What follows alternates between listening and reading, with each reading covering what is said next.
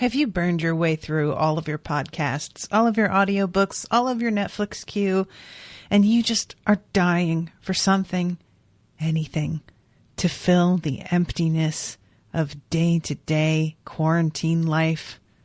Then what you need is the War for the Tower podcast.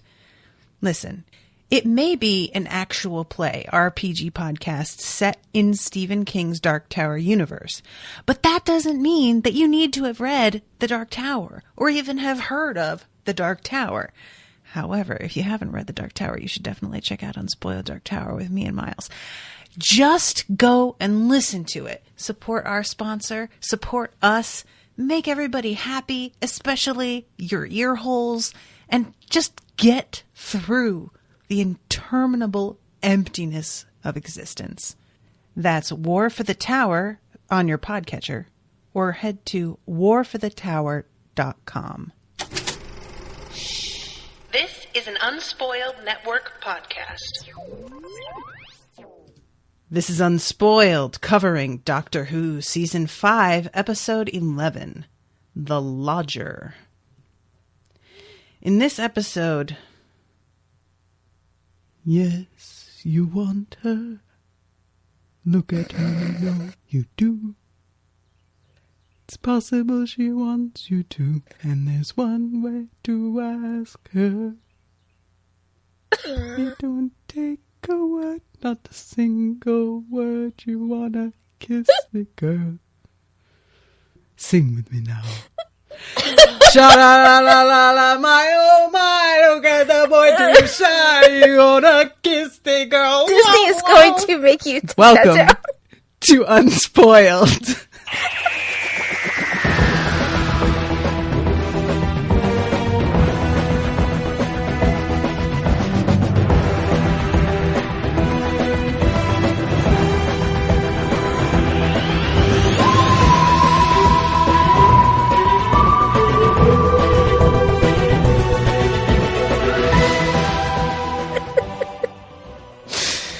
Welcome to the show, everyone. I am Natasha.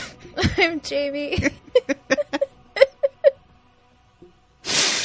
That is all I could think after everybody yells, kiss the girl, and I just have had that song in my head ever since finishing this episode. I've really enjoyed this one a lot. This was probably one of my favorites so far. Interesting. I really... There's so much about this one that I really like. First of all, James Corden is somebody that I go real hot and cold on. Mm-hmm. Sometimes I love him, and sometimes I'm like, you are annoying. You need to shut up. I found him very lovable this episode. Mm-hmm.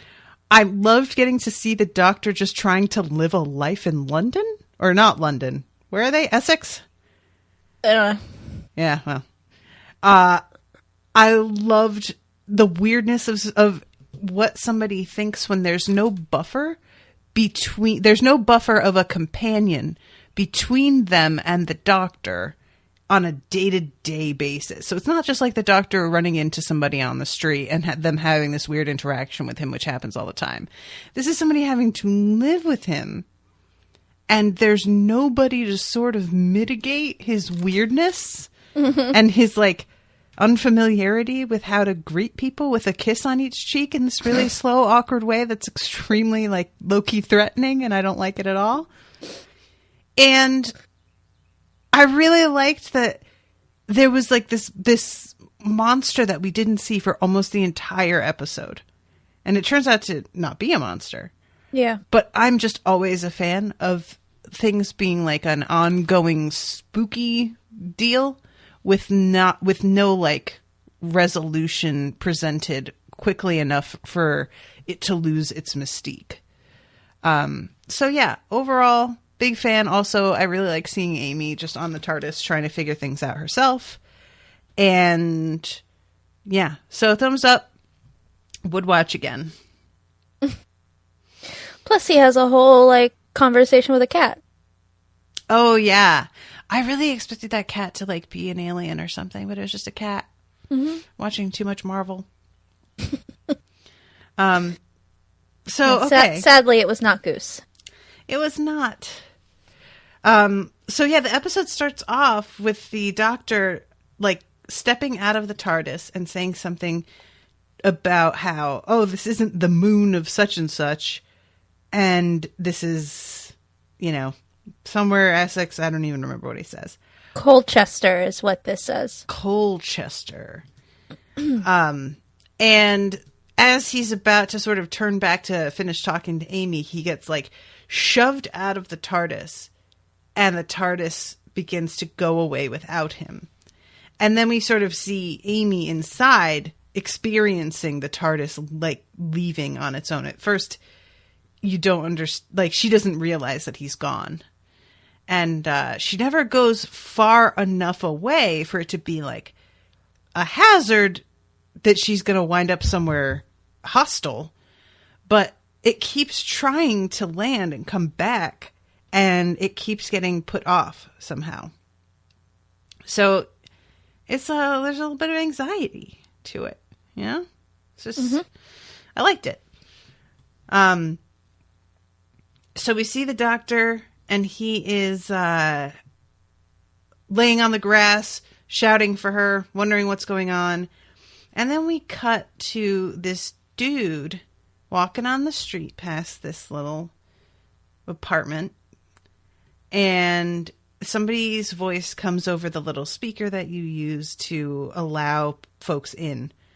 And it's a weird thing. I just wouldn't expect an apartment building like this to have this kind of speaker. And I guess in the end, it doesn't. Yeah. This is a function of the, what does he keep calling it? Perception filter? Yeah. But this kid, apparently, like later on we find out that this thing is drawn to people who want to be somewhere else. So I guess this kid is eager to leave for whatever reason. He looks like a college student. It could just be totally innocuous, I just want to go off and like, you know, begin my life. Yeah. But there is definitely a woman later who looks like she's been sexually assaulted. Am I wrong about that? I took it that she was just hammered coming home from a bar. She looked super upset and her like clothes were half off. I don't know. Yeah, maybe she was just drunk. But... I feel like that's pretty dark for this show. I agree, and that's part of what sort of took me aback about it. Yeah. But it just felt like that the whole way she was walking as well, this sort of like curled in on herself protective posture. I was just like, are they trying to say what I think they're trying to say? Maybe not. Maybe, you know, I just misread it. But it all combined with her, like, I think her cardigan, or she had like a shirt that was like kind of pulled off of one shoulder, like somebody grabbed and yanked it. But the way I perceived it was they're trying to make her look like she's just like sloppy drunk walking home from a bar. Okay. Well, either way, this kid gets stopped by somebody who's like, hey, can you help? There's been an accident. And it winds up being like the way that they get everybody inside is this thing saying, oh, there's something's gone wrong. There's something happened to my daughter, my little girl. And this thing takes on different appearances. At one point, it's like an old man. At another point, it's a little girl. And the whole thing is really consistent with everybody like coming in and seeing this thing and seeming weirdly compelled. They all repeat, help you, at one point. And I don't know if that's supposed to indicate that they are sort of mesmerized, but it felt that way. Yeah. So we see this kid get lured up the stairs, and then we go inside the apartment below it, and there are these two people, Sophie and Craig, who I initially thought were a couple. And then you find out that they're just friends, but they're super into each other, and neither of them has the fucking stones to say anything. Mm-hmm. And Sophie has noticed this like mildewy spot on the ceiling. And it begins to grow really quickly. And I think the doctor says later that this is due to people like being burned up and killed somehow. I don't remember exactly what this is even supposed to be. Is this like radioactive waste? He says that it's like a poison once Craig actually touches it. But where does this come from? It's like a byproduct of what's going on up there. So, yeah, either it's like... I don't think it's, like Breaking Bad in the tub scene. That's what it felt like he was saying. Yeah. At first, and I'm realizing now, like, I don't feel like they would do that. And we don't see any like bodies on the floor once we go up there. It's like they dematerialize and everything has like energy. So it's like the energy from that, I guess. I don't know. Because it's like, it's growing, and when Craig touches it, it makes him sick. Right. And it like shocks him like it's made of electricity. Oh. I didn't think of it as, I thought of it as like it burned like acid.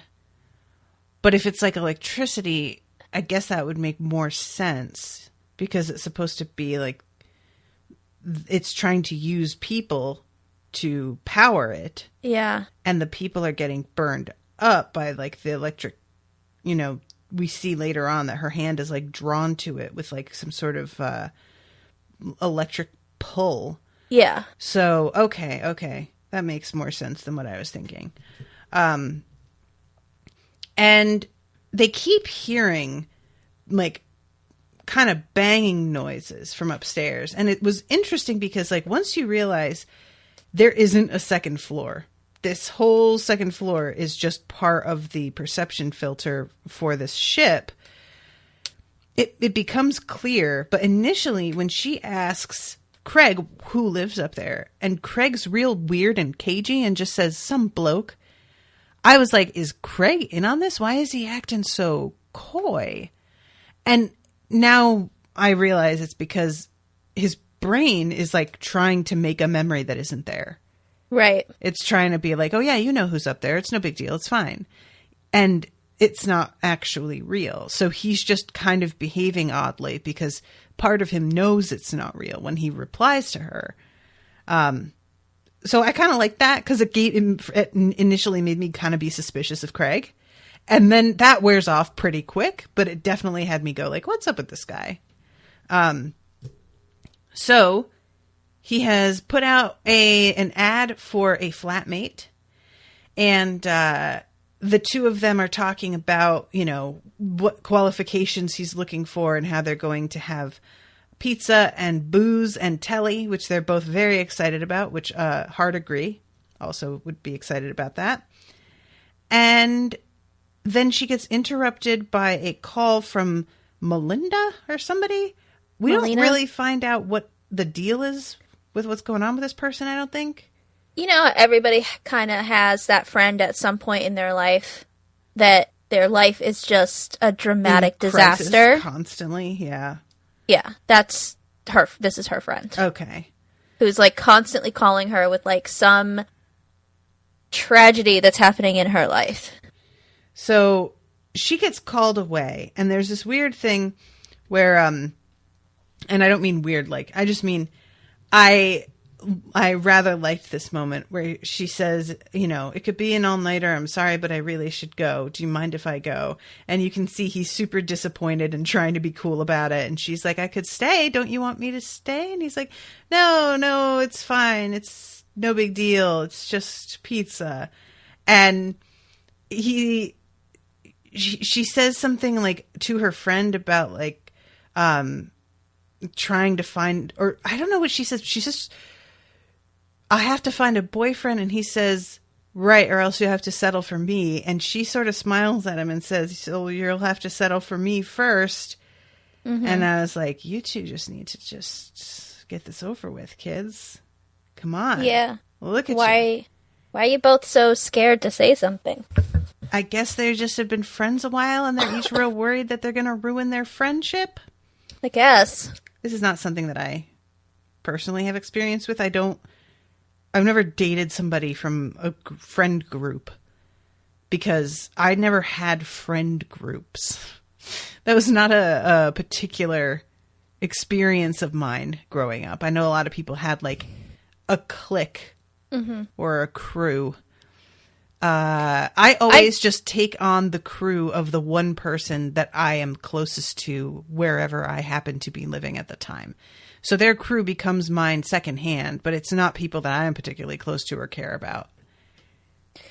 I had a couple different groups of friends when I lived in LA. And it's the first time in my life that I really had like a group of friends that in both cases I sort of came into. They were established. Mm-hmm. But it can get messy if you try to get romantically involved in any way with anybody in a group. I learned that the hard way with one of those groups. And with the other group, I was like, not going to do it. And watched all the drama happen with other people. Yeah. Inevitably, it's always going to happen at one point or another when you have enough people around each other all the time. Mm-hmm. Sometimes it works out really well. Often not. And it gets really awkward for everyone involved when, you know, your friends hook up with their friends and then that turns out to just be all it was. And one person's all sad or whatever. So I don't recommend. Yeah, that was something that I always found really odd when I was in high school. And I would see friend groups that were dating amongst each other. And you would see girls who were very close dating. One of them would date this one guy and then they'd break up. And a few months later, her very close friend would be dating the guy. And it was not like it caused particular drama usually because enough time would often have passed. But I was always just weirded out at the idea of dating somebody that my friend dated. And for these people, it kind of felt like they just took it for granted that's how things were going to go because that was like how the group worked. It was sort of like a dating test pool. But I was like just... I really knew myself that I would not be cool with it if like a friend of mine started seeing a dude that I had been involved with. I would have, you know, it was just, so for me, just the idea of that, I was always like, that just sounds like it's going to be a disaster really, really shortly. And it never felt like, and this is, of course is high school, so it makes sense. It never felt like anybody was like so into each other that they couldn't resist but finally date. It was like, right. You're here, I'm here. I haven't tried dating you yet. I guess I'll try that now. You know? So yeah, just not something that I've never had to weigh the pros and cons of getting involved with somebody because of a friendship. I've always had to weigh the pros and cons of getting involved with somebody because I'm already in a relationship. So I've never done that. My best friend and I became close friends. Like, we established our friendship. We were already friendly. We already, like, were hanging out, but not just the two of us. Mm-hmm. We were hanging out in a group. And we both ended up hooking up with the same guy and bonded over how bad that experience was for both of us. And that is, I remember we were, like, having breakfast at a Perkins and going over details and being like, oh, my God. Oh, God. First of all, I'm glad it wasn't just with me. Right. But, yeah, that was bad for both of us. And, like, we've been best friends ever since, which is pretty funny. Yeah, guys, just, be warned. Women talk to each other about that shit. So, yeah, and I actually tried to warn her. Oh, I think you've told me about this, and she didn't want to listen, and then she came at you and was like, I should have fucking listened. Everybody thought I was being jealous. And I was like, really not. But they didn't believe me. And then we had our conversation the next morning, and she was like, yeah, you tried to save me from that. And I was like, I really did. But hey, we all have to make our own mistakes, don't we? Man, there's nothing quite like the experience of, like, a really bad lay. And I've heard that saying, like, bad sex is like bad pizza. Even when it's bad, it's still pretty good. And I've never ever heard a single woman say that. It's always been men who say that. Because for y'all, yeah, I'm sure it's usually fine. But guess what, y'all? Not so for us. When Nope. it's bad, it can just, first of all, it can just be downright painful. Yeah. It can be disturbing. It can be, the worst one for me is low-key hilarious, where you have to try and keep a straight face and behave as if this is working for you because you just want it to be over. And you're just like, I'm going to... I've ever had that happen. Oh, I've had... Oh, man. Yep. I've been there before. I just really... I can't even get into it, but it was...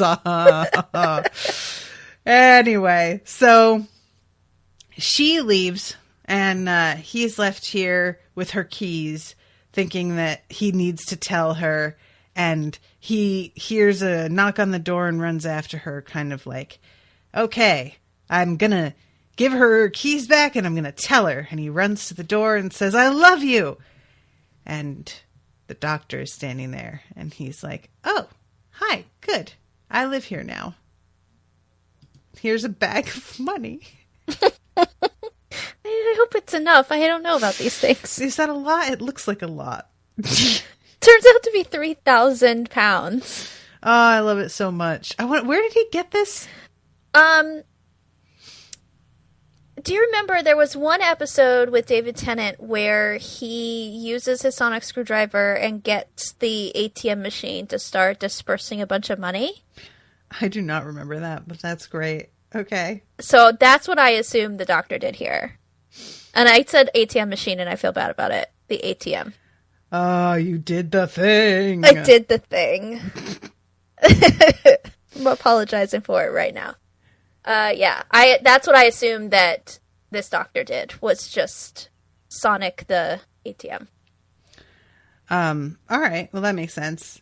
And yeah, he comes in less of a young professional, more of an ancient amateur, which I am forever going to call him that.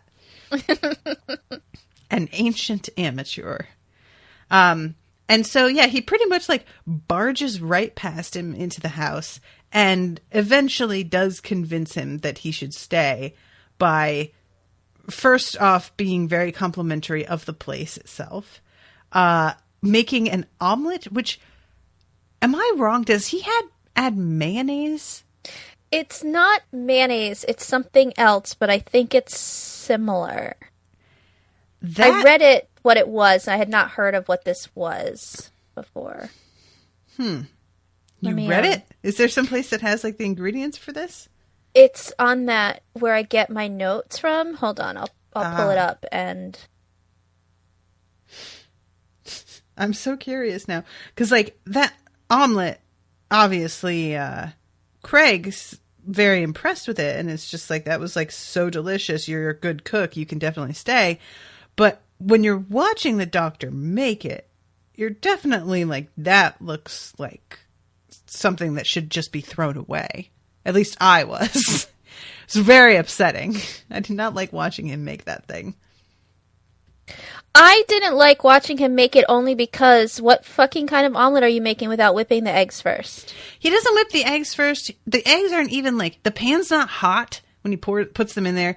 He adds the like toppings into the fucking sunny side eggs that are sitting, like, it's not an omelet. I don't know what you're doing, but yeah, the whole approach is all wrong.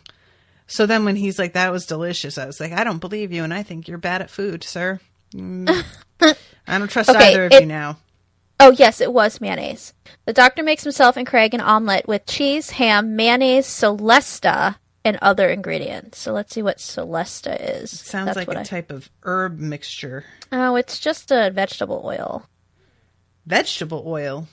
Yeah, it's just a brand. Why would anybody call it Celesta in the... Don't call it by its brand. Just be like, oil. Yeah. What a weird thing. I guess I say Crisco. I don't just say, like, you know, fat. Nitrogenated oil. So yes, mayonnaise. Crisco. Weird. Crisco is some crazy shit, huh? You really think about it. Anyway, so he gets established, and he knows that there is something going on upstairs.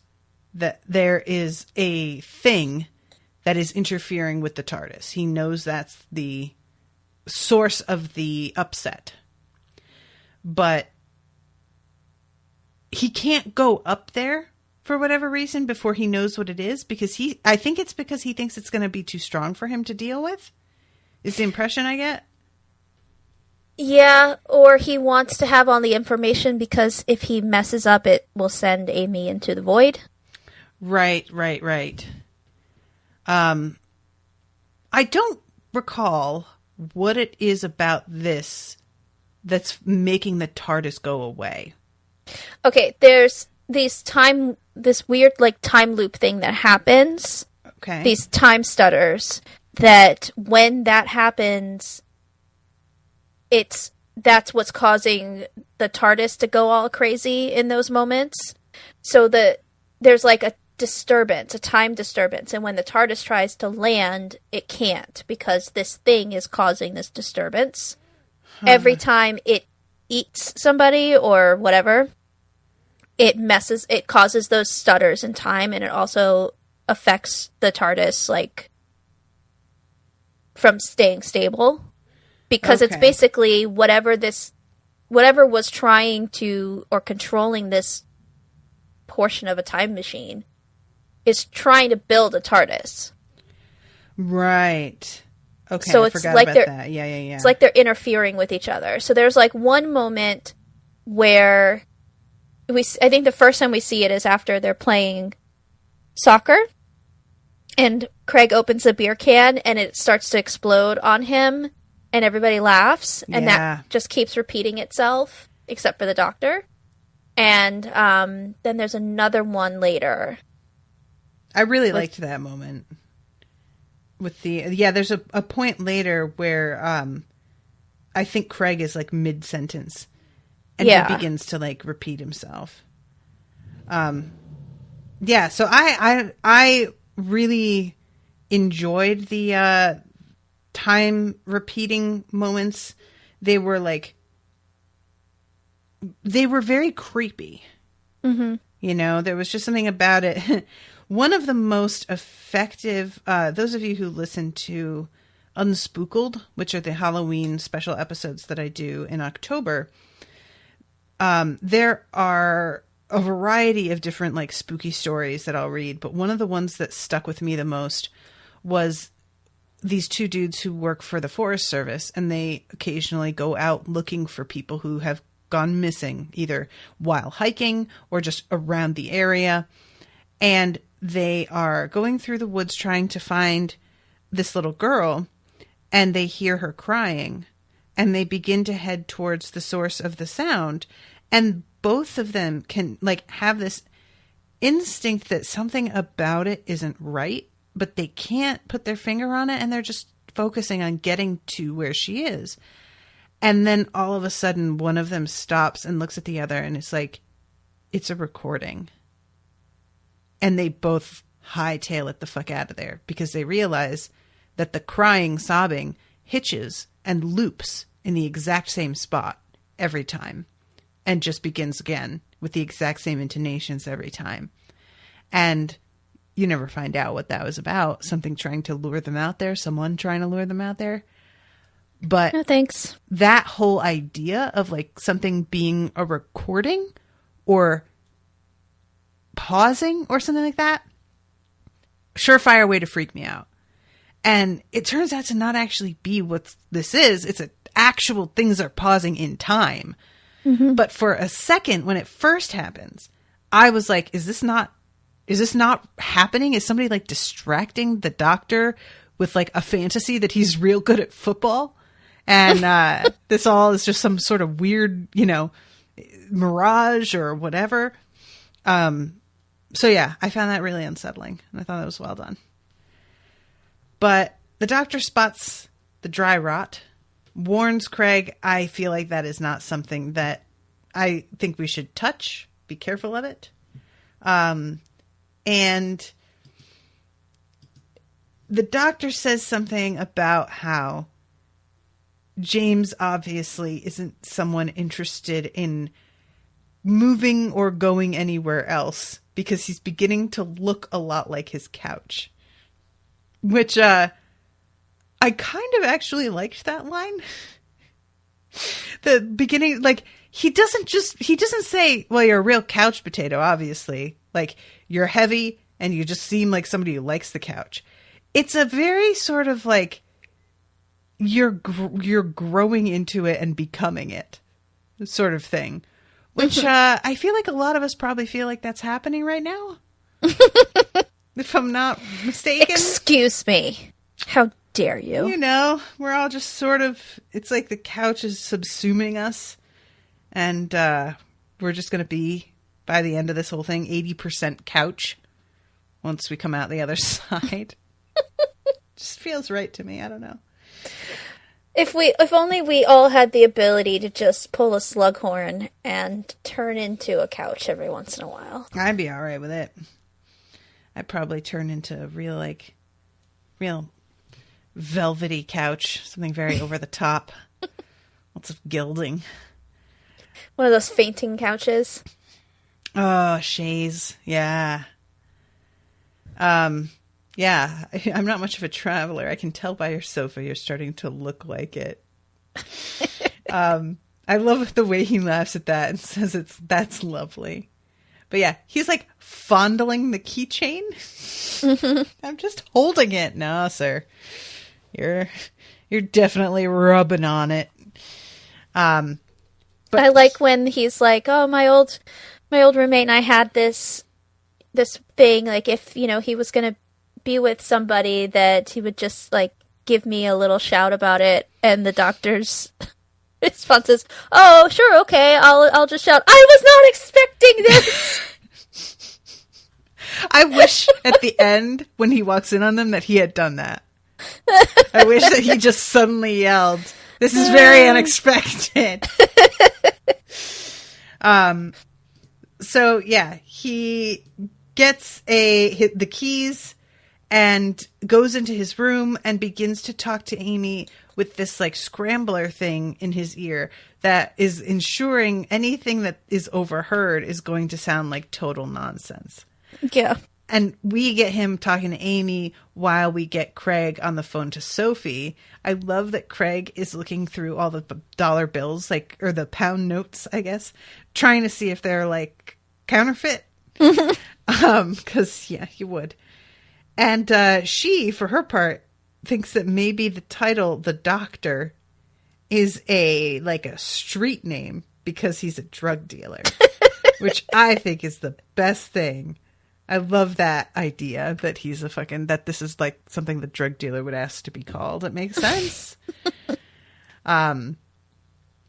So yeah, he goes and tries to listen in on what it is the doctor is saying to Amy, and it just sounds like a bunch of random words strung together. And then, yeah, okay, see this girl, I'm sending you a screenshot of this, Jamie. This girl that's walking by is sobbing, crying. No. And has bruises on her face. Is it bruises or is it like mascara? It looks like there's some above her eyebrow, like on her forehead. It looks like bruising. It doesn't, like, mascara isn't going to get up there, I wouldn't think. I mean, I guess if you're messy enough and drunk enough, maybe it could. But haven't you ever been like super wasted and just started crying about nothing?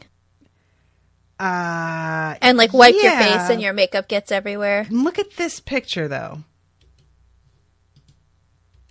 Like, I don't know, man. Maybe she just got dumped. But there's just like the way it looks like there's bruising above, like on her face. It even looks like part of her lip is bleeding. I don't know. Maybe it is supposed to just be that, but it's just like I could not look at her and not see this. I can see what you're seeing, and I understand why you would jump to that conclusion. It just it's very hard for me to think that Doctor Who would even, like, without comment, have something like that be an inference. I agree with you. I just feel like I have questions about her outfit in general, though. Like the whole thing, it just feels weirdly put together. Like if you're going to do a girl that just got dumped, I feel like there's a better shorthand for this. Yeah. There's no need for this weird corset belt over the floral t-shirt. No, floral button-up blouse. Yeah. And, like, she looks like she's half being a pirate wench. Oh, my God. And half I don't know what else. Yeah, Maybe she did just come from some, like, medieval times. I think it's just supposed to be like a little, like, cardigan. A belt, like, with a belt over it. Look, I'm just saying, her outfit is not what concerns me. I'm just saying. But yeah, this thing calls to her and she goes in. And the doctor, for his part, is trying to get advice from Amy on how to be a dude. And he... What does she say? She says... They watch telly, they play football, they go down the pub. Yeah. And he's like, yeah, all right, I think I can manage that. And he does. A little too well. Because poor Craig is feeling self-conscious about this whole thing. It's precious. Now, Matt Smith was going to be a football player. Was he? Yeah. That was his like goal. But he hurt his back. So he had to stop playing football and started acting. So this was like a fun way to show him playing some football. And he's clearly pretty good at it. Yeah, I was actually wondering because, you know, you see him doing all of these little like feints and tricks. And I was like, that looks like it's him doing this. I wonder if he just plays. But there are a couple moments where he's like silhouetted. They have the light like behind him so that he's very much in shadow. And I was like, maybe they did that because that's a double or something. That's fun. Well, good for him for getting to showcase his talents. That's sad though. I always get really sad when I hear about people who had like something athletic that they were going to do and their body just betrays them in some way and just makes it impossible. It's just so sad. I had an aunt that was dancing for the Connecticut Ballet and she was really good and she fucked her knee up and never danced again. Oh, and it's sucks. just like one of those things that I was just like, that is tragic to hear about, you know? Yeah. Yeah, because it's like you've worked so hard and being a good athlete is no easy feat. Yeah. And to get so far and have focused all your energy on that and then you can't do it anymore. It's got to be like, well, what the fuck am I going to do with my life then? Yeah, exactly. Because to want to be a professional athlete, that's not something you just decide when you're 20. Right. That's something you're working towards from the time you're a little kid most of the time. Mm-hmm. Yeah, and that's something that I always like, you know, there's a, I'm going to get on the soapbox here a little bit about fat phobia, but there's this whole sort of argument that people like to make about how obesity is a strain on the healthcare system. And like there is correlation, not causation, of obesity and certain illnesses, sure.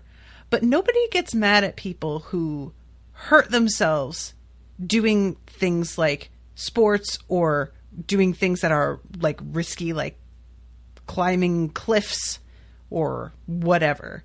Even though those things are really, when you come down to it, dangerous. I mean, once you get into more and more extreme echelons of sports, you're getting more pressure. You're getting more expectation to perform regardless of like your physical condition.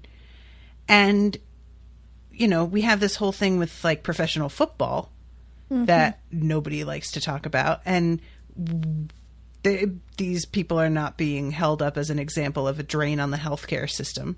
And it is just as much. And it is also like a result of personal choices just as much.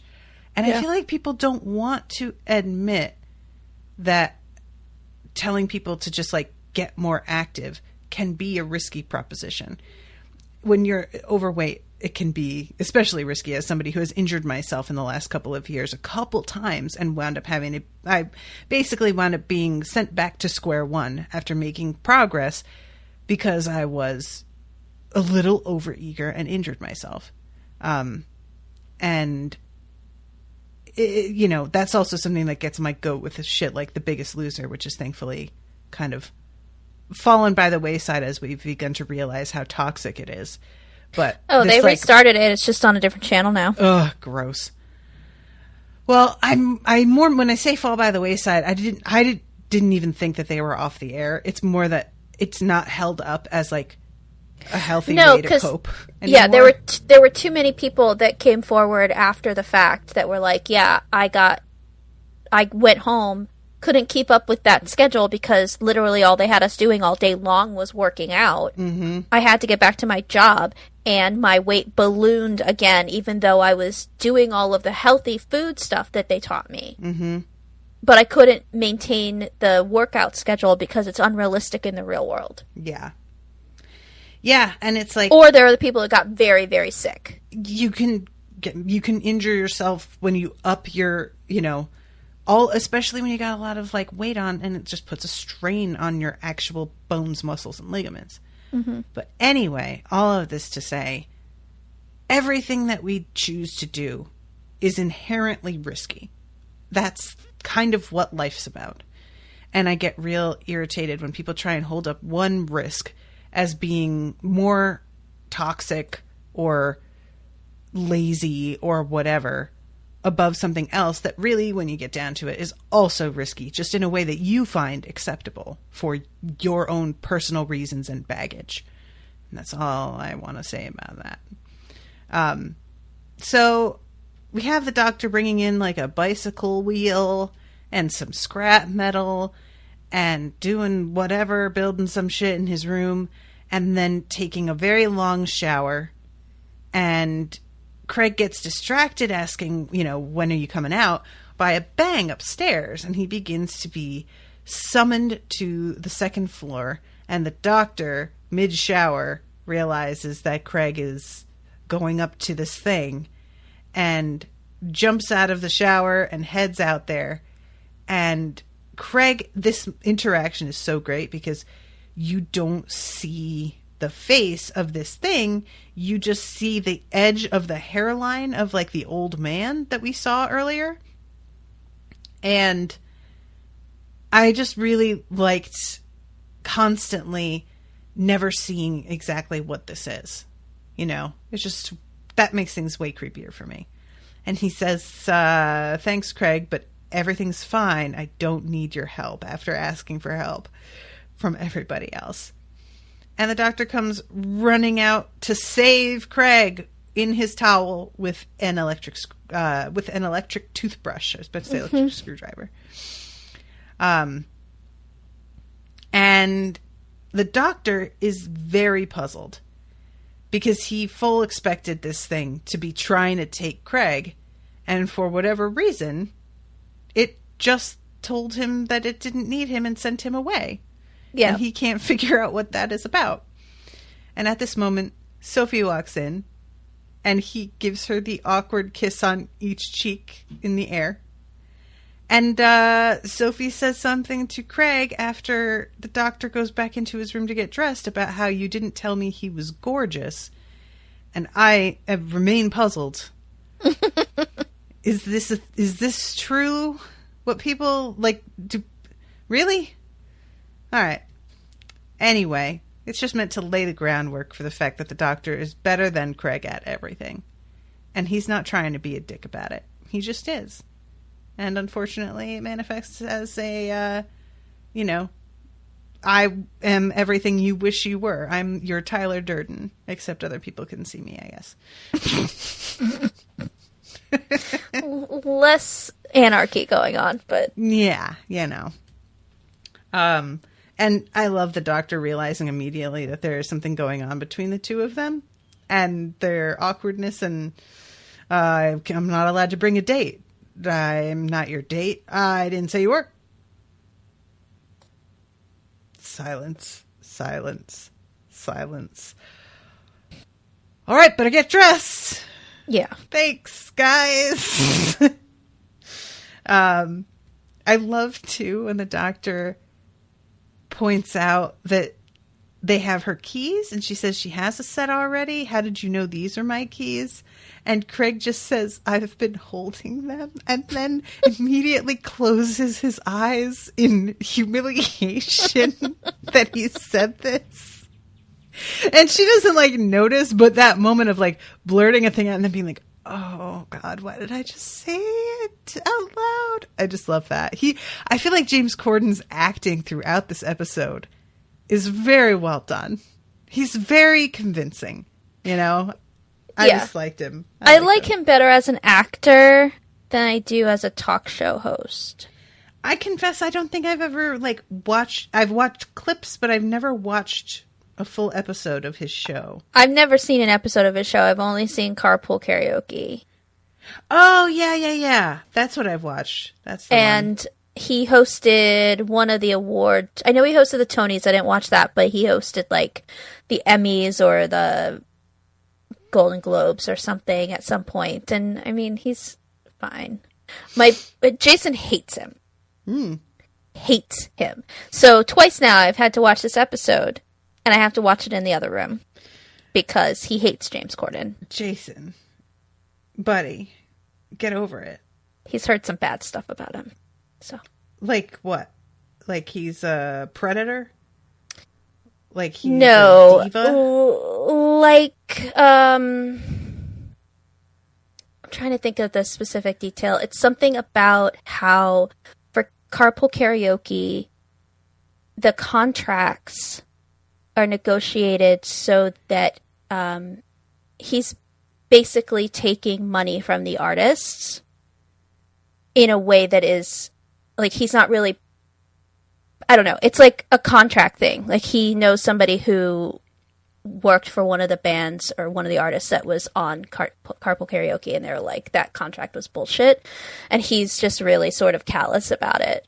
Okay, interesting. Like it has to do with money more than, like, he's not a bad person. He's just greedy. Okay. And his contracts are, they benefit him greatly, and the people who are the artists aren't really benefiting very much at all. That's a shame, but good to know. But I think I like Carpool Karaoke. I enjoy those quite a bit. Mm-hmm. And I like James Corden as an actor, so, I mean, if the worst thing about you is that you're greedy, that's a sliding scale. That's not as big a deal to me as, like, a sexual predator. Oh. Or some of the things I've heard about Ellen, which pretty horrible. Ooh, yeah. Ellen's one that I only found out about, like, a few months ago. I just found out, like, a couple weeks ago. Yeah. Yeah. Somebody did a Twitter thread that was like, Ellen's a terrible person. Give me your stories. And people did. And I was like, oh, God, I had no idea. Yeah, it's a shame. Because, man, you just want to believe that they're just, you know.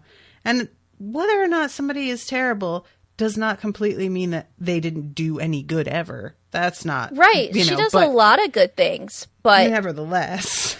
Yeah. The way she treats her staff, like, that's how you know what type of person a person is. Mm-hmm.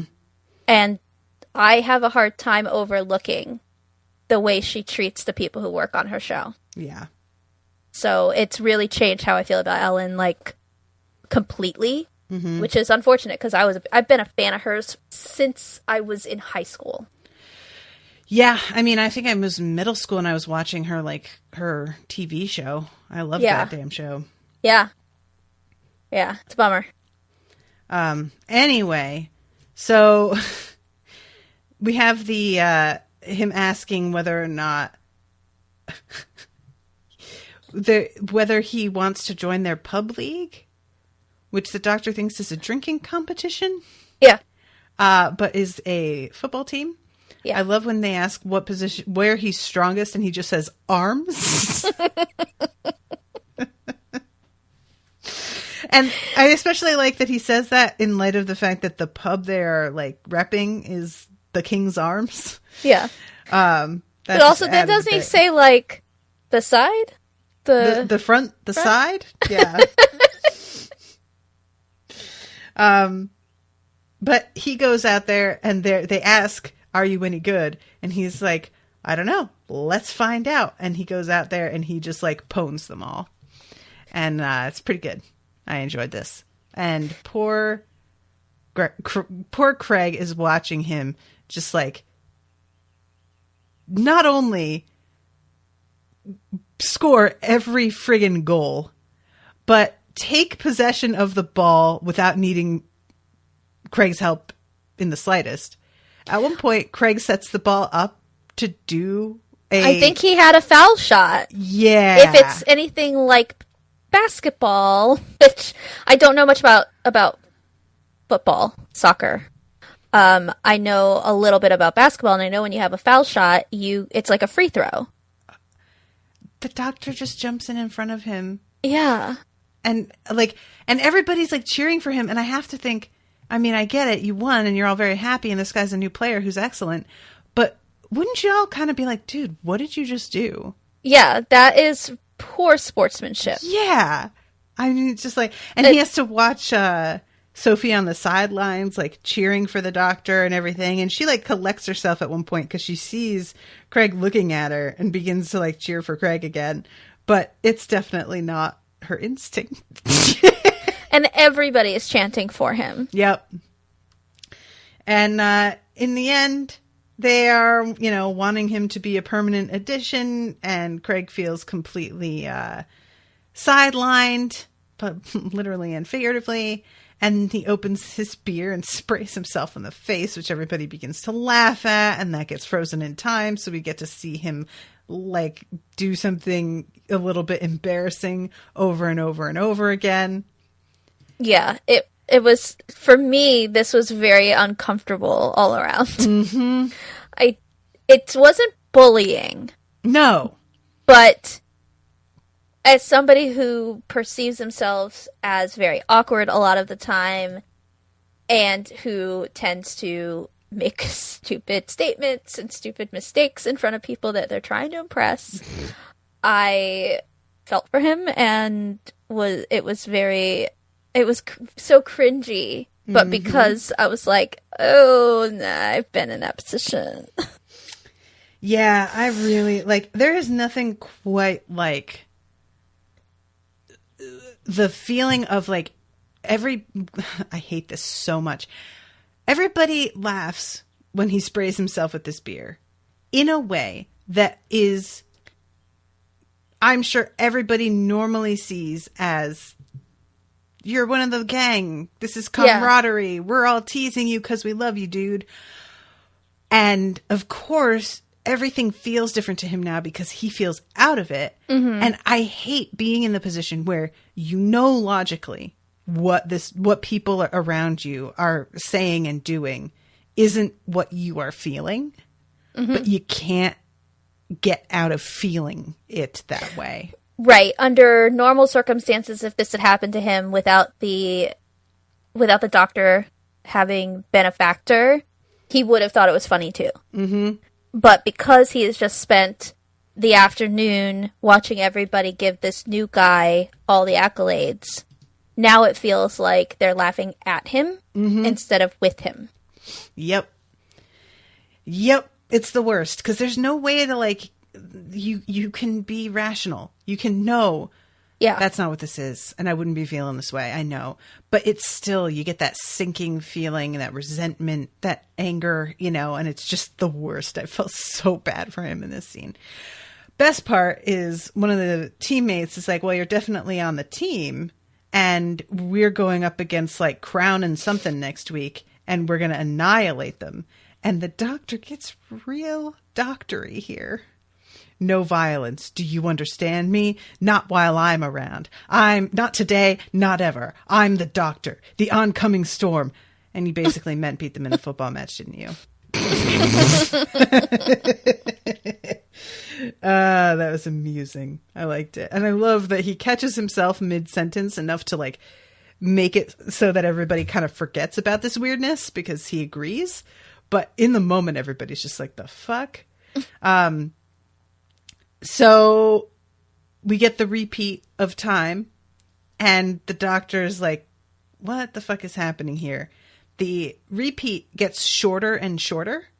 So at first it's a repeat of like a full 5 seconds, and then it's down to 4, and then it's just like that one moment over and over again. And the doctor begins to realize that some shit is going down, and begins to head back to the apartment. As we see the latest victim being brought into the house, screaming. We don't see what winds up happening to them. I guess they get vaporized. I guess. And Amy is asking for his advice. He keeps telling her to use the zigzag plotter, which I don't know. We are not meant to know what that is or does. No. And then he loses contact with her. He goes back to the apartment after everything sort of begins to calm down again. And Craig comes up to him and asks him whether he can give him and Sophie some space tonight. And the doctor, not taking the hint really at all, says, oh yeah, don't worry, you won't even know I'm here. Which is not what he wanted. He wants him to leave. Yeah. But, you know, what can you do? So then Craig goes to have his moment with Sophie and tell her how he feels about her. And the doctor literally pops up from behind the couch between their faces in a moment of just perfection, really. It's the best. He's very good at being funny, Matt Smith. Mm-hmm. Mm-hmm. And I love how this whole thing, like, results in her asking, like, her saying you can have a drink with us because she feels like she has to. And Matt Smith does not want to, but he feels like he has to. And then Craig feels like he has to let him because otherwise he's being weird. And so they wind up in a situation that literally nobody wants to be in. And everybody is miserable because they all feel like they have to do this to be polite, even though the polite thing would be for everybody to just mind their business and do what they were doing anyway in the end. Oh, it's very tiring. It feels very Jane Austen-y. It's very British. Yeah, maybe that's what I mean when I say it's Jane Austen-y. It's just so aggressively polite. It's terrible. Nobody wanted this. Guys, don't make me. So, this whole thing. So eventually the doctor begins to talk to Sophie about her hopes and dreams. And she says that she wants to work with animals. It's a weird thing because she's like, don't laugh, but I want to work with animals. And I'm like, who laughed at you for that? What asshole? Yeah. Heard you say that you like wanted to be a vet or, you know, work with like endangered, and they were just like, ah, you idiot. Christ.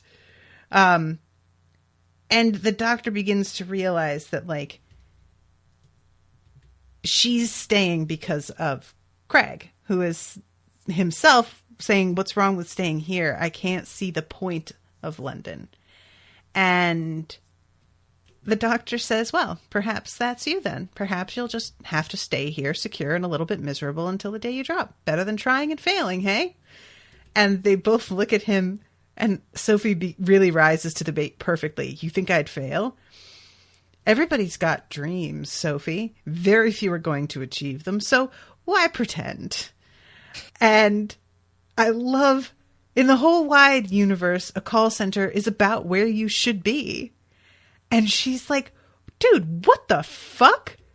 And she's like, well, I mean, isn't it true? She's like, no, it's not. I'm not staying there all my life. I can do anything I want. And he just stops and gives her a big smile. And she realizes and is like, oh, you bastard. That was really well done, actually. And has given her the idea to pursue her dream, which takes her away from here, which takes her away from Craig. And Craig has pretty much, he's on the breaking point here. He's very irritated with the way things are going, but he's trying to be cool. And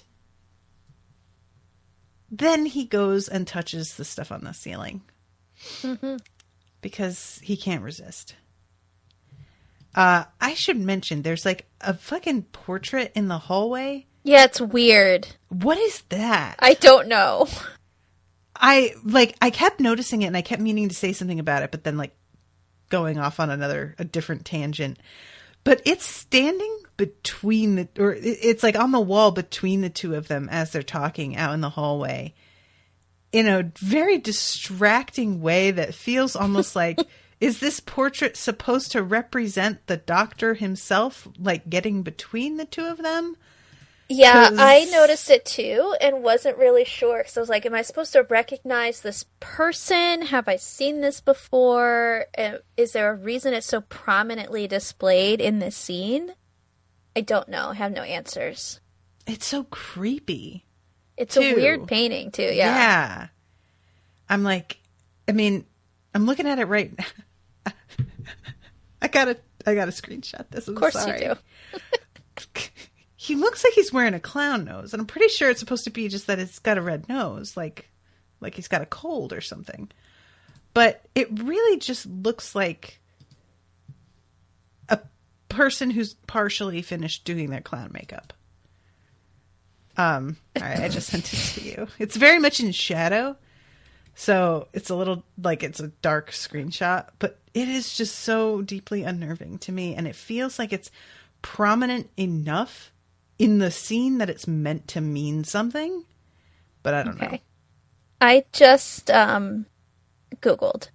So this says, the Monday meme, the creepiest scene in The Lodger. And it shows... let's see. I specifically remember the endless speculation about this image on the various Doctor Who message boards after The Lodger aired. Some wondered if it was a famous painting, some envisioned a new Time Lord villain, and others even assumed that it had... That's weird. Okay, actually, this doesn't give any answers, so let's try this other one. Digital Spy. Nope, everybody's just like, I don't know what that was either. It totally freaked me out. I can't believe that there's no reason for that. I mean, it's such a fucking pointed choice to make that the portrait in the hall. How is there not... I am flabbergasted. Someone said it looked like some sort of clown to me. Mm-hmm. Yeah, I would love to talk to somebody who was in on this episode about what the hell this is supposed to be about. It does kind of look like Nick Cave. They're right. Somebody said maybe Craig is just a Nick Cave fan. Because it does kind of look like Nick Cave. Who's Nick Cave? He is a singer who... actually, this person was kind enough to... give a picture, so I'm gonna send it to you. Oh boy. Oh. It does not look like him. Kind of. I mean, the hairline on this guy is way worse. Yes. Yeah. Creepy picture. It's not famous, is it? I don't know. It's gotta be some kind of... I find that very upsetting. It's gotta be some kind of, like... Easter egg for maybe the director or the set director or something. It won't help me. They're doing they've been doing a lot of these Doctor Who live things where people from the show are tweeting along with an episode. Right. The one that they're doing this week, I can't tell you who's involved because it spoils a whole bunch of stuff for an episode that's next season. Oh, okay. So this next upcoming one will not help me at all, but I'll keep an eye out for anybody that was involved with this season on the upcoming ones and see if maybe I can tweet at them and be like, what's up with this though? Okay. Even if it's not related to the episode they're talking about, like I'll look and see who the director, I know the writer was Gareth something, or maybe even I'll tweet at Stephen Moffat, even though I hate him. Just because I'm curious. Yeah. because like it feels like they really focus on it in the scene. Mm-hmm. Everything about the way this is done feels on purpose. Yeah, it's really, really prominent, and then it doesn't lead to anything, and it's not just us, clearly. Yeah. That felt this way. And no one has any answers. I am dying here. Okay. Well, in any case, he touches the thing, he winds up sick in bed, and the doctor takes care of him, and he keeps being like, the meeting's important, and he's like, you're important.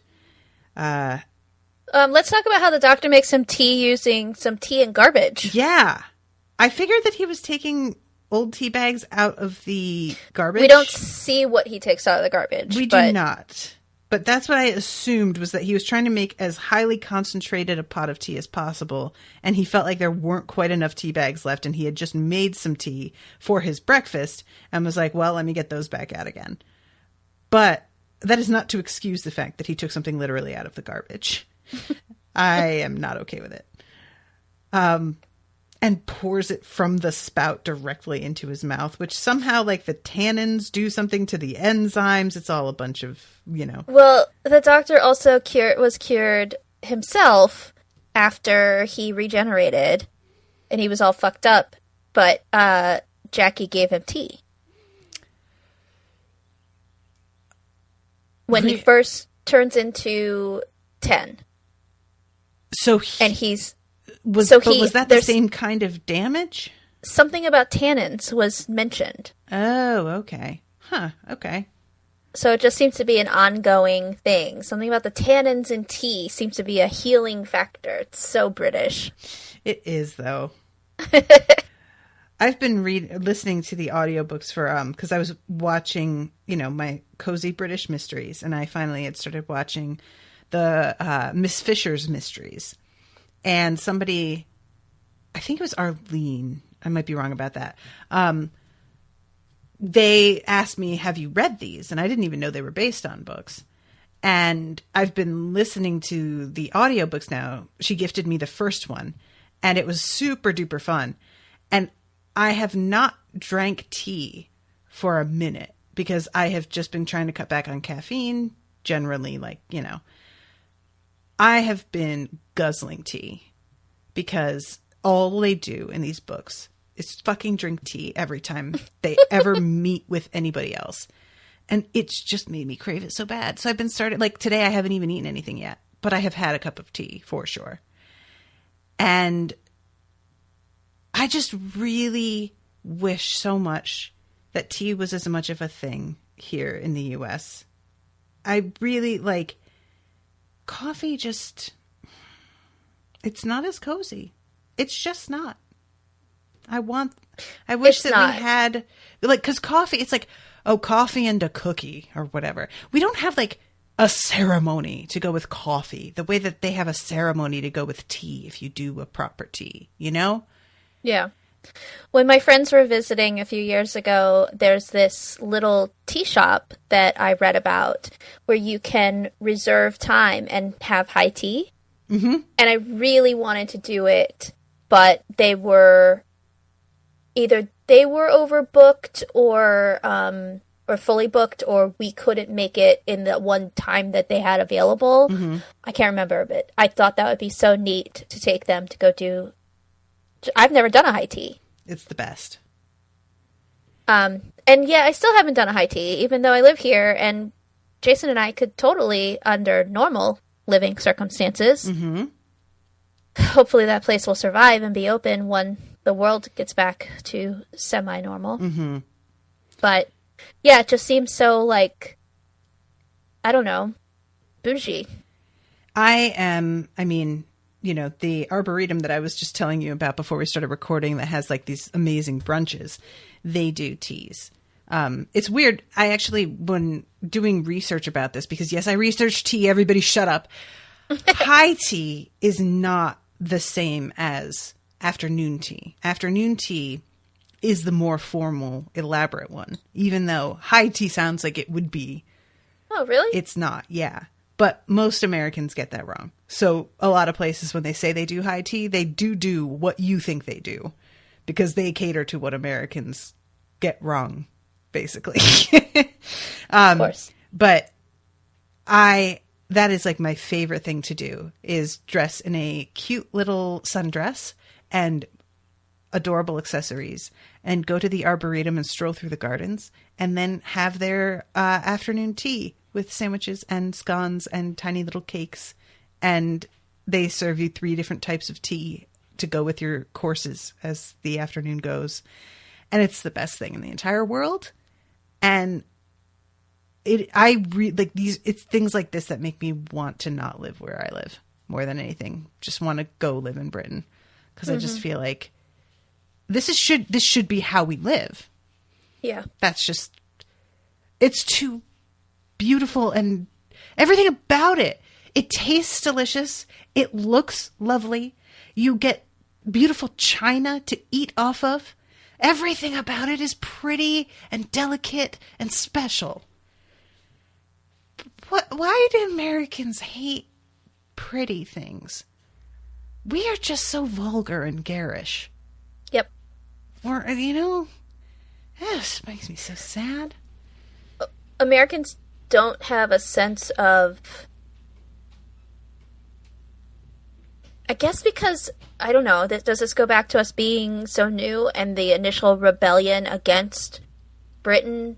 That I think we so. just had to, dispose of anything that resembled the King's Britain after the Revolutionary War? Mm-hmm. I don't know. But my biggest problem has always been that we as a country don't seem to value history at all. Yeah. And are very quick, in culture, we're very quick to tear down old things and put up new things. Mm-hmm. My least favorite thing is tearing down an old thing, putting up a new thing that looks like an old thing. I'm going to tear down all of these old buildings that have character and put up all these brick buildings that look like they belong in, Boston, but it's Phoenix. Right. And I am speaking from experience. Well, I mean, look, y'all know how I feel about this shit. I just really love beauty. It's honestly something that I've really had to come to terms with, because so many bits of media as you grow up tell you that that is materialistic and therefore something that you should not sort of... Depends on what you're talking about. Well, that's what I mean. But what you're bombarded with as a kid is, if you like pretty, you're materialistic, and that means you're shallow and selfish. And so I fought that part of myself for such a long time. Just being like, oh, why am I like this? My priorities are out of whack. This shouldn't be important to me. This shouldn't matter. And if I were a better person, it wouldn't matter. And I finally just, in the past, probably 10 years, really began to be like, no, it's fine. That doesn't mean that other things are less important in terms of their overall value, but this is important to me. I want things to look beautiful. I want to be in a space that is tidy and lovely. It helps my brain. Mm-hmm. And that is just kind of... It is something that I realize as I get older is more and more difficult. Because, let's be honest, things being pretty takes money and time. You need to have the time to put work into something, to clean up, to whatever. And if I could, I would make it less important to me, because it would make life easier, to be frank. But there it is. I want to have a lovely teapot. And you've seen the pictures of the teas that I've done for Mother's Day and stuff. Yeah. I bought gold teaspoons with roses embossed on them, guys. And gold butter knives. And gold flatware feels so weird to me still. It's the best. Every once in a while on Top Chef they have these, like, it depends on where they are, but I've been watching old seasons, and there was one episode where they were eating with gold flatware, and I was like, what? It's weird. Yeah. Yeah, there's been a couple of, like, of different spreads in, like, Victoria Magazine and Martha Stewart and whatnot, especially in the fall, where they do a table setting for the season, like Thanksgiving or even Halloween, and they will use gold or copper or that, like, kind of oil rubbed bronze flatware for the table setting, and it looks so gorgeous. It's so autumnal. It just does not get better. Anyway, I'm sorry, guys. Tea. So he is saved with tea, but he falls asleep, and the doctor goes and does his job for him better than he does it. And he shows up very late. His boss is upset, and his boss isn't I feel upset is with understanding. Like, you're sick, it's fine. It's all Yes. taken care of. Go home. And that, I think, is the thing. He's basically like, oh yeah, we don't need you, go home. Which, this is his project. He has taken pride in this work, whatever it is that he's doing. And he's just been told, oh yeah, we don't need you. It's fine. Don't worry about it. Ouch, you know?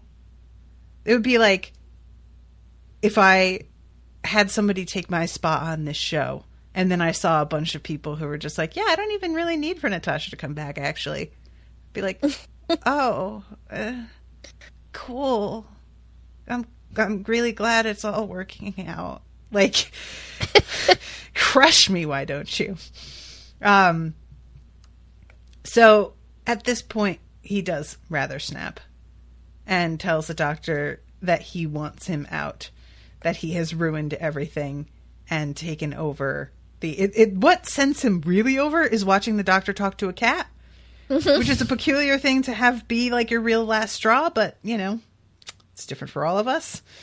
And then, yeah, you're better than me at my job and at football, and you've taken Sophie away, and now she's just talking about monkeys all the time. Monkeys, monkeys, monkeys. And the doctor, rather perplexed, thinking that he's done nothing but try and do this guy favors and doesn't understand what has happened here, doesn't really get it, and then smacks him in the head to give him the information about who he is and where he's from and what he's doing here and who Amy is and everything. It's a weird moment. I forgot that he can do this. When was the last time you saw him do this? I've never seen him headbutt somebody to do this. He usually just puts his hands on the side of their head. Does he? I thought we saw him headbutt somebody one time. To give them this kind of information? Yeah, I thought that we saw this happen. Maybe he just headbutted them for the sake of headbutting them. Maybe I misunderstood. Was it this doctor or was it Tennant? Oh, that's what I'm saying. I don't remember when it, like, I don't remember which doctor. I just thought that we saw this at one point. I can only think of the times where Tennant used this sort of psychic thing where he did it with Renette, and then he did it at least one other time. Okay. But he never did it violently. This is, like, violent. Why are you smashing your head into him? Like, can't you just gently place your forehead against his head? I mean, is it just to, like, get him to shut the fuck up? Does it twice. I guess. Yeah, that's true. Why handle it this way, sir? It's unnecessary. Well, if anybody has an idea, let us know. So yeah, his reactions to getting this information are precious.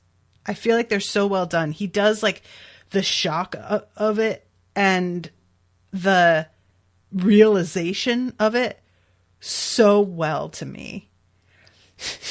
You've got a TARDIS! Just, yeah. And then, okay, specific details, smacks his head. And we see the note from Amy, which we didn't know about this at any other point, right? Mm-mm. And it was the note that Craig had left in the window about needing a lodger, needing a roommate. but Amy wrote the doctor a note on the back of it.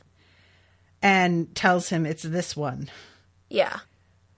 So, yeah, I liked that this pops up and it's something that we didn't know. It was a pleasant surprise. It makes me very curious about future Amy and what the hell's going on there.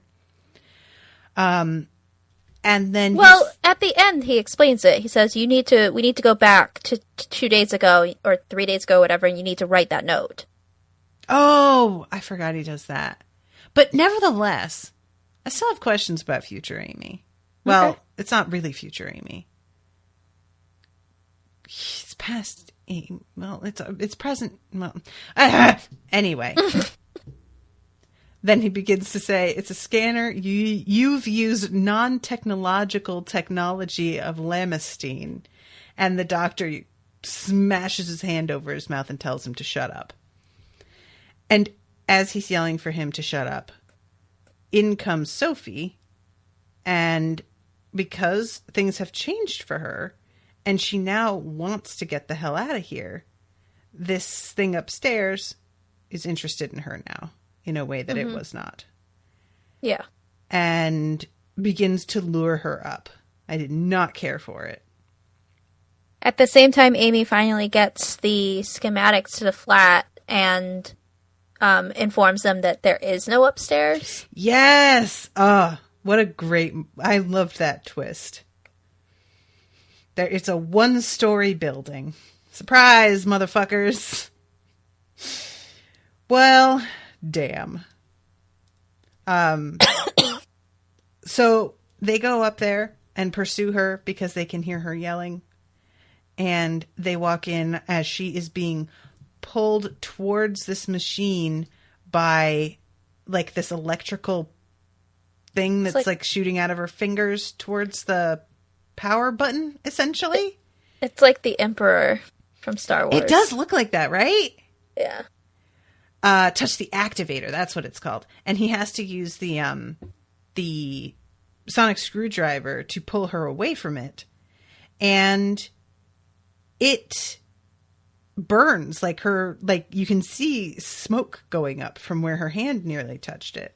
Mm-hmm. And ouch.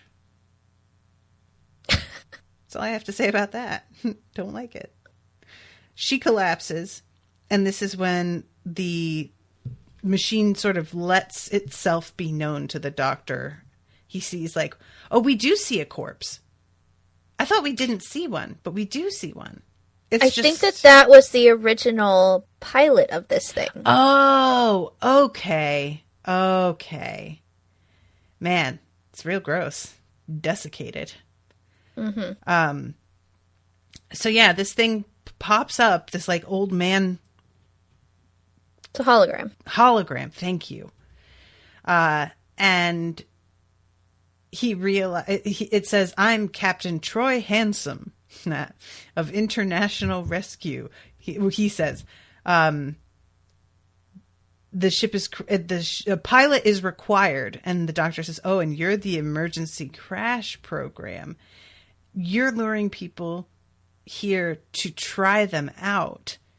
And you're real stupid because it's not working and you keep just trying anyway. And he says 17 people have been tried. 6,400,026 remain. Isn't it 6 billion? That's the one. Billion. Yikes. So it's just going to keep on grabbing people. Yeah. Until one of them eventually hopefully works out, fingers crossed. But now that it realizes the doctor is an alien, it's like, oh, you are the correct pilot. Perfect. But the doctor's like, no, I'll explode it. I'm too strong. So humans are not strong enough, so they keep burning up. But the doctor is too strong, so he'll blow it up. Sure he will. Is this like guys who claim they're too big to wear a condom? No, I'm sorry. I swear I've tried before. It's just, it's real bad. Won't even blow up just the ship. It'll blow up the entire solar system. Which, how? We have to have one moment in every episode where the Doctor is very arrogant. Blow up the solar system. I don't. When I ejaculate, condoms just explode. It's crazy. That's how forceful it is. Hyper virility. My semen just shoots right through the egg. Can you believe that? So it's like the conversation about Superman and Lois Lane having sex in Mallrats. Right. Or Bodhi's like, it would be impossible that Superman comes, it'll just blow right out of her back. Yeah, that was the thing from Community when they tell oh my god, Chevy Chase's character. Pierce. Thank you. That he can't have kids because he's hyper virile. And when he says it shoots right through the egg, can you believe that? And Jeff says, no, but apparently you can, so that's fine.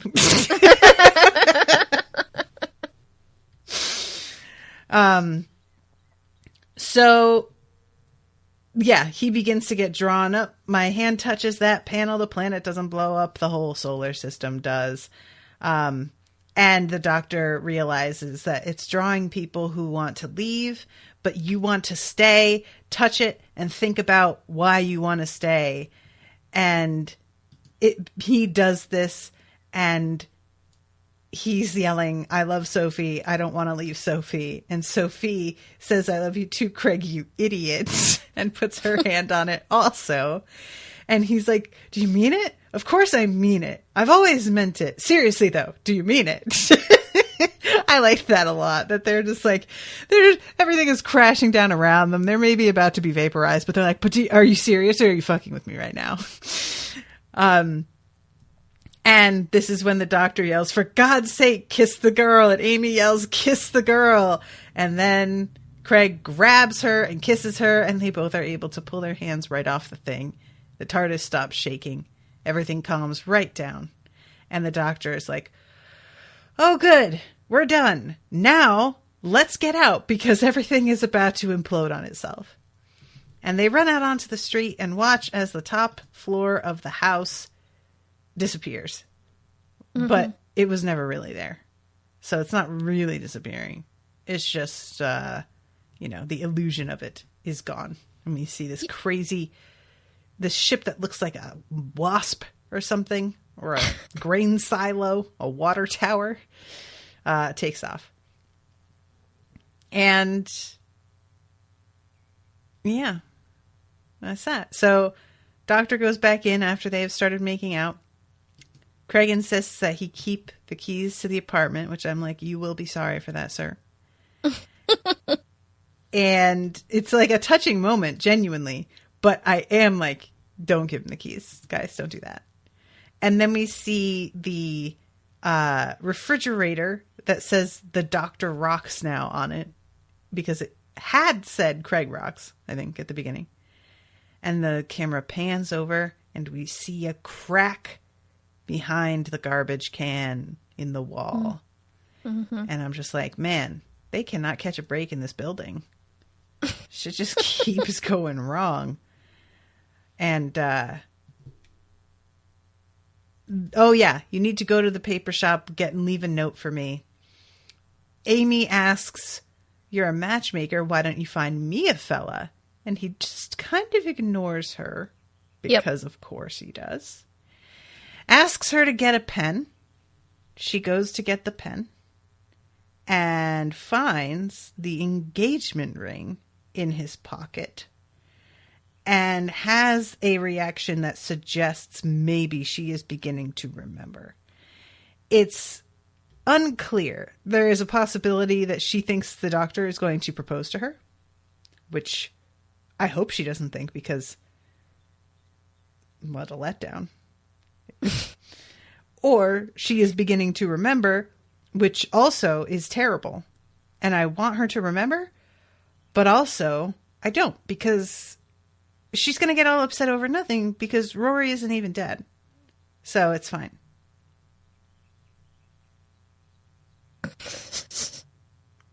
You saw him die. He's not dead. He's fine. Okay. It'll all be fine.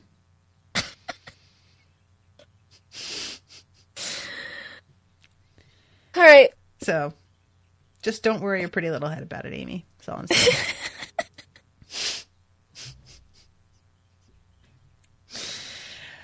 All right, everybody. Well, thanks for listening, and we'll see you next week. I have a couple things. Okay. This was Gareth Roberts is the name of the writer of the episode. He also wrote a comic. This is a comic strip story, but I'm thinking it was like a comic book. There are Doctor Who comic books out there. Okay. It was different. It was called The Lodger, but it was different from this, and it was written with Ten and Mickey Smith, and focused on the domestic setup, whatever that means, and the TV story involves something at the top of the stairs. Okay. So it's not a faithful adaptation, but he took one of his own ideas and just expanded it. And apparently that episode, Human Nature, the one where the Doctor is back in 1918 or whatever before, or 1914, whatever it is, before the First World War. Mm-hmm. That was also a something. Book or comic book or something. Oh, okay. That was also a something. And I was like, this doesn't say. It just says prose. I'm like, does that mean book? Does it mean comic? I don't know. I think that means book. Yeah. Generally, but they also use the word prose when they're talking about anything that's like in the written, including comics. Do they? Oh, okay. On this site. This was what's considered a companion light episode because Karen Gillan probably got to shoot all of her stuff in one day. Yeah, that makes sense. And there's a thing about how the Doctor wears only a blue bath towel for one scene. Matt Smith appears similarly in the show Secret Diary of a Call Girl as one of Billie Piper's clients. Oh. I don't remember that because I don't think I knew who Matt Smith was yet. But that show's really good, so maybe someday I'll rewatch it. Wow. How risque. It's a good show. We also have a review. Ooh. Fun way to revisit a fun series, 5 stars by Becca144 from the United States. Doctor Who is a big source of joy for me, especially in stressful times. I love listening to Natasha experience it for the first time and listening to her and Jamie go on good tangents along the way. I look forward to listening every week. Jamie has said she is planning on getting Natasha to watch Broadchurch. Yes, please do that. I want it in my ears. Yay! Thank you very much, Becca. 144. That's the one. Appreciate you. Thank you. That's it. That's all I've got. All right. Well, I feel like there was something that I have to do patrons next week. I keep on intending to get that organized. I'm not used to having to do it so far ahead because it's so like messy now, the way it's set up. And I'm usually able to just like spur the moment, be like, yeah, I'm going to pull that up. And really, I can't do it that way anymore. But I don't prepare ahead of time. And I don't remember until we get to the end. And then I'm like, oh, right, patrons, shit. But I will do that next week and greet all of you all for the past, month, basically, at this point. Yeah. Forgive me, everyone. I do appreciate you, and I do love all of you individually as my own children, which I do not have. But I just am not awesome at prepping other than consuming whatever material it is that I'm about to record on, and that's pretty much it. Yeah. Also, I have just not been great lately about getting things done right or well. So bear with me, because that's just been hard. We're all going through it. Yep. So we all have to find ways to deal with our stress or not deal with our stress. I was about to say, or not, as the case may be. And find ways to be okay, which often will take us away from things like work-related things, because we have to consume more media to get our minds off of how the world is. It's true. I've enjoyed my time at home because I have read 3 books since I've been home. What books? I finished the one that I was partway through, which is the second book in the Expanse series. Okay. I read a book about the show Friends, which was on my Kindle. And then I just read In the Woods by Tana French. It's like a murder mystery book in Ireland. Nice. It was really good. So now I've just started the second book in that series. It's called the Dublin Murder Squad series. It's like a series loosely because they all have some sort of detective in this murder squad doing a case, but it's not the same detectives each book, what I'm seeing. So that's interesting. Huh. Okay. Yeah, that is interesting. Well, and I recommend to everybody the Phryne Fisher series, which that is her name, is Phryne, and it is spelled oddly. Just look for Miss Fisher Mysteries. How's it spelled? Phyrne.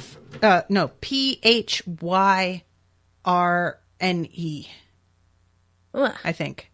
And or no, I don't think pronounced there's Franny? an R. I think it's Phyne. Phryne. Phryne. I think it's Gaelic. Okay. I'm not positive about that, though. Does it take place in Wales? It takes place in Australia. Oh, really? But she is British. But yeah, it's very fun. It's basically it's a murder mystery series where the main protagonist, it's set in the 1920s. The protagonist is a super beautiful, glamorous, no nonsense sleuth who knows how to fly planes, likes to drive fast cars, and fucks a different gorgeous man related to her case every book. Huh. And it's pretty much like she's James Bond, except like without the government involved. Okay. And it's just wonderful. Lots and lots of detail about what she's wearing every time she gets dressed. Lots and lots of detail about what she had for luncheon. And lots of detail about what a man looks like naked. So overall, 5 stars. Pretty much everything that I prioritize in life, this author has also prioritized, and I appreciate it. And it was Arlene who recommended it, so thank you, Arlene. It's a gift. The audiobooks are very short, which is the only bummer, because I've torn through all of my Audible credits. I had so many credits, and I was like, oh, what am I going to do with these? And then I just completely went through them all.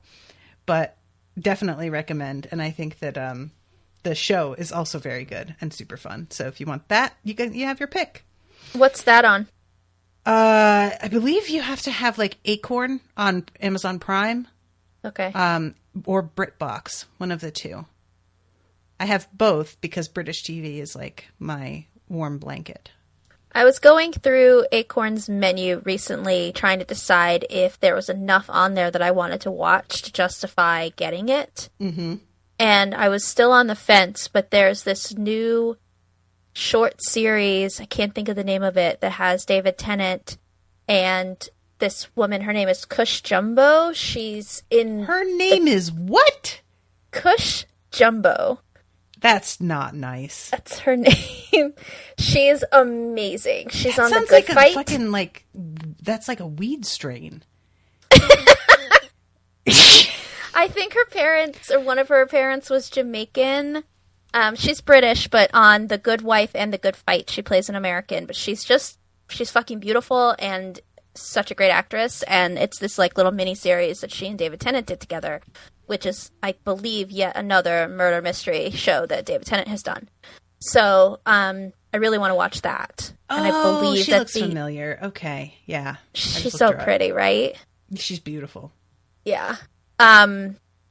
So with that, and then I think maybe there's something with Aidan Turner. I can't remember what the series was, though. You told me about it. And now I don't know if it's still on Acorn or not. But Aidan Turner will pretty much get me to watch anything. Oh, was it that series where he's naked working on a farm? No, well, half that naked. that is Poldark, which I have watched. Right. Oh god, I should rewatch that episode though, because just watching him swing that thing, all shirtless, he's so swing that thing, whatever that thing is called, Indeed. Scythe. He's just so hot.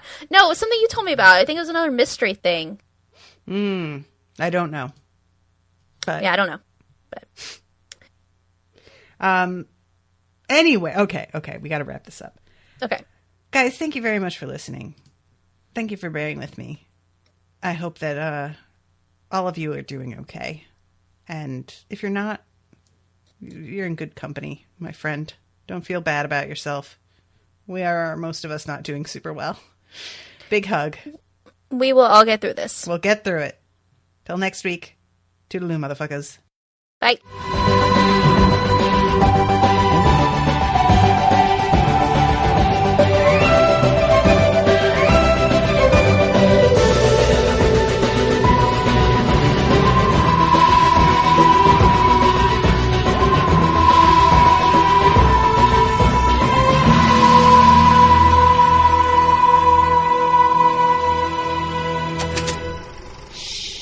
That was an Unspoiled Network podcast.